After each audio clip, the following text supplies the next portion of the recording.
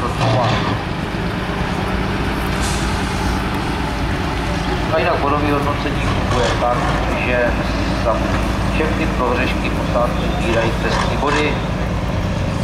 Jenom pro zajímavost, za dotyk brankový tyč je 8 trestních bodů, za přijetí nebo zlomení 20 trestních bodů, za projetou bránu opačným směrem 60 trestních bodů, za vynechanou zapomenutou bránu 80 trestních bodů.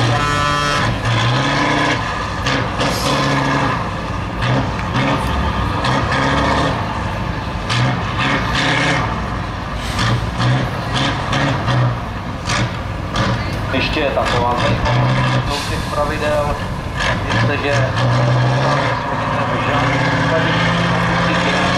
prostor soutěžní sekce, to znamená, že nesmí při couvání, otáčení ani zrcátkem, ani rámem přesáhnout obrys toho blíka.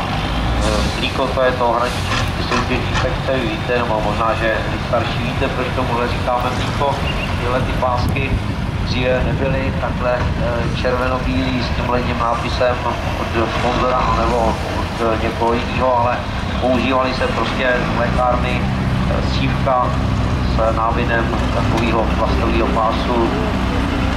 To se pak zavařilo a se do litrový, tak pár let zpátky, takže to nic.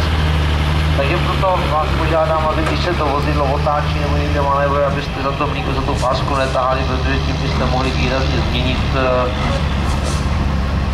hranici té sekce a mohli byste buď posádce pomoct nebo ublížit a to v žádném případě nemůžete.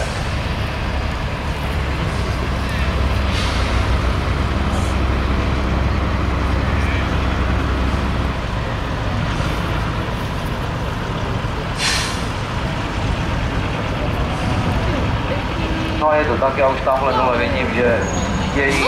Ty vole! Ano, je to tady další posádka na boku 468. Tak pojďme se podívat, jestli je všechno v pořádku. Zatím to vypadá, že ano. Takže posádku vyleze ven. Tak to říká, je to prostě někdy na hraně. Točí se prostě